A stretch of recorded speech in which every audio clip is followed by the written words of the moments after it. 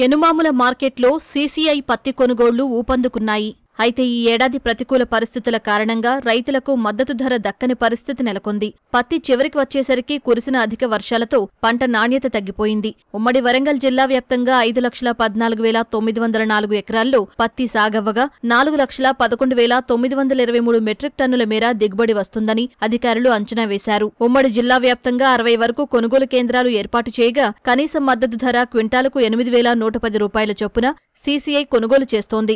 వరంగల్ యనుమాముల మార్కెట్లో ఇప్పటిదాకా 12,198 క్వింటాళ్ల పత్తిని సీసీఐ కొనుగోలు చేయగా 1,79,117 క్వింటాళ్ల పత్తిని ప్రైవేట్ వ్యాపారులు కొనుగోలు చేశారు. అయితే ప్రైవేట్ వ్యాపారులకు తక్కువ ధరకు అమ్మకుండా నాణ్యతా ప్రమాణాలకు అనుగుణంగా సీసీఐకి పత్తిని తెచ్చి మద్దతు ధర పొందాలంటూ సూచిస్తున్న మార్కెటింగ్ శాఖ ప్రాంతీయ సంయుక్త సంచాలకులు వి. శ్రీనివాస్తో మా ప్రతినిధి ముఖాముఖి ఇప్పుడు చూద్దాం. వరంగల్ యనుమాముల మార్కెట్లో పత్తి విక్రయాలు ఎలా జరుగుతున్నాయనేది మార్కెటింగ్ శాఖ సంయుక్త సంచాలకులు శ్రీనివాస్ మనతో ఉన్నారు. ఆయన అడిగి తీసుకున్నారు. సార్ చెప్పండి సార్, పత్తి బాగా వస్తుంది కదా మరి వివిధ ప్రాంతాల నుంచి, ఎలా ఉంది కొనుగోలు? సార్ ఇక్కడ ఏంటంటే ఈసారి రాష్ట్ర ప్రభుత్వం మొదటి నుంచే సీసీఐ కొనుగోలు వీటిపైన మీటింగ్లు పెట్టడం జరుగుతుంది. ఈసారి ఏమైందంటే రైతుల పరిస్థితి కూడా చాలా ఇబ్బందికరంగా ఉంది. వర్షాలు కంటిన్యూగా పడడం వల్ల కూడా పత్తి అనేది పంట దెబ్బతిన్నది.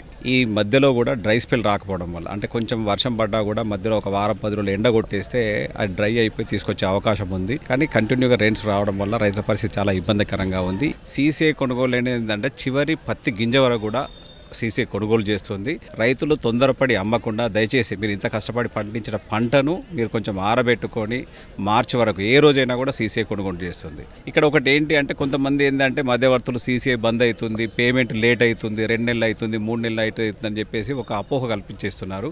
మీరు దయచేసి వాళ్ళ మాటలు నమ్మొద్దండి. ఆధార్ లింక్ ఉన్న బ్యాంకులోకి డబ్బులు పడతాయి. కొన్ని చిన్న చిన్న సమస్యలు ఎక్కడన్నా 1-2% లేట్ అవుతుంది, కానీ 95 నుంచి 99% వరకు 3 to 5 డేస్లలో పడుతున్నాయి. ఏదైనా సమస్యలు ఉన్నాయనుకోండి మార్కెటింగ్ దాకా దృష్టికి తీసుకురావచ్చు, వ్యవసాయ శాఖ కావచ్చు, జిల్లా యంత్రాంగం కూడా పూర్తి అప్రమత్తతో ఉంది. ఉమ్మడి జిల్లా వ్యాప్తంగా చూసుకుంటే పత్తి సాగు ఎలా ఉంది, దిగుబడి ఎలా ఉంది? దిగుబడి ఈసారి వర్షంలో డ్యామేజ్ అయిపోయింది. మేము ఖచ్చితంగా అయితే ఏమి ఎంత అనేది అయితే లేదు. దాదాపు ఒక 15-20% కొంచెం డ్యామేజ్ అయిందనే ఒక వస్తుంది, అది ఖచ్చితంగా కాదు.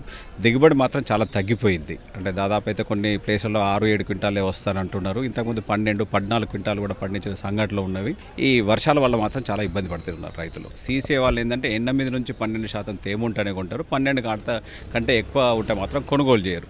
ఈసారి ఏంటంటే సీసీఐ వాళ్ళు కపాస్ కిసాన్ యాప్ అనేది ఒక స్లాట్ బుకింగ్ అని పెట్టారు. వీళ్ళు పత్తి పండి రెడీ ఉన్నది అనుకుంటే స్లాట్ బుక్ చేసుకొని రావచ్చు. సెంట్రల్ గవర్నమెంట్ ఎందుకు పెట్టిందంటే రైతు వచ్చేసి కొనుగోలు కేంద్రాల్లో రోజుల తరబడి అక్కడ వెయిట్ చేయడం వద్దు అనే ఉద్దేశం కొద్దీ ఇది పెట్టడం జరిగింది. దీని మీద మేము కూడా పూర్తి అవగాహన కల్పించినాము. చిన్న సమస్యలు ఉంటే పరిష్కరించడానికి అయితే సిద్ధంగా ఉన్నాం. ఒక ఎకరానికి ఇంతకుముందు అంటే 12 క్వింటాలు ఉండే, నిన్న 7 క్వింటాలకి రిస్ట్రిక్ట్ చేయడం జరిగింది. ఒకవేళ ఎవరన్నా రైతు అంతకంటే ఎక్కువ పండించినట్లు ఆ ఏఈఓ సర్టిఫై చేస్తే దానికంటే అధికంగా కొనడానికి కూడా రాష్ట్ర ప్రభుత్వం నిన్న నిర్ణయం తీసుకున్నది. దాన్ని సర్టిఫికేట్ తీసుకొని పెట్టేస్తే ఎకరానికి 12 క్వింటాలు వచ్చినా, 10 క్వింటాలు వచ్చినా, 14 ఇట్లా వచ్చినా కూడా కొనడానికి సిద్ధంగా ఉంది. ఖాతాలో డబ్బులు వేయడంలో కొంచెం జాప్యం అనేది జరుగుతుంది. దానివల్ల మేము వాళ్ళకి సీసీఐ కావట్లేదు అని చెప్పేసి రైతులంతా చెప్తున్నారు. మరి దీని మీద మీరేమంటారు సార్? దీంట్లో ఏంటంటే మేజర్గా ఏంటి సార్ అంటే ఒక ఆధార్ లింక్డ్ దానికి బ్యాంకే ఉంది. కొంతమంది అంటే పోస్ట్ ఆఫీస్ అకౌంట్ ఉంది. పోస్ట్ ఆఫీస్ అకౌంట్లో ఏంటంటే కొంత లిమిట్ అవుతుంది. కొన్ని ఏంటి అంటే అప్పుడు జన్ధన్ యోజన కింద ఉంది, 2 లక్షల కంటే ఎక్కువ పడదు. మీరు ఆన్లైన్లో నడిచే బ్యాంక్ ఖాతాకు అవి చిన్న రిస్ట్రిక్షన్, మళ్ళీ వెళ్ళి మీరు దాన్ని అప్డేట్ చేసేసుకుంటే డబ్బులు పడతాయండి. డబ్బుల విషయంలో % కూడా ఒకటి ఏంటంటే ఇంతకుముందు ఏంటంటే ఆ రైతు వస్తేనే మేము చెప్పే పరిస్థితిలో ఉండేది, ఏది రివర్స్ పేమెంట్ అయిందని. ఈసారి ఏమైందంటే రైతుకు పడ్డాయా లేదా అని కూడా మాకు డీటెయిల్స్ వస్తున్నాయి. మేము కోరేది ఒక్కటే, మీకు ఏమున్నా డౌట్ ఉన్నా మా సీసీఐ సెంటర్ ఎక్కడ మీరు అక్కడ అడగండి, లేకపోతే మా మార్కెట్కి అడగండి. ఎంఈఓలు ప్రభుత్వ యంత్రాంగం అంతా సిద్ధంగా ఉంది. ప్రైవేట్ వ్యాపారులు చూస్తే అంటే ఏదైతే నాణ్యమైన పత్తి పేరు చెప్పి దానికి మాత్రం ధర వస్తుంది, మిగతా వాటికి రావట్లేదు.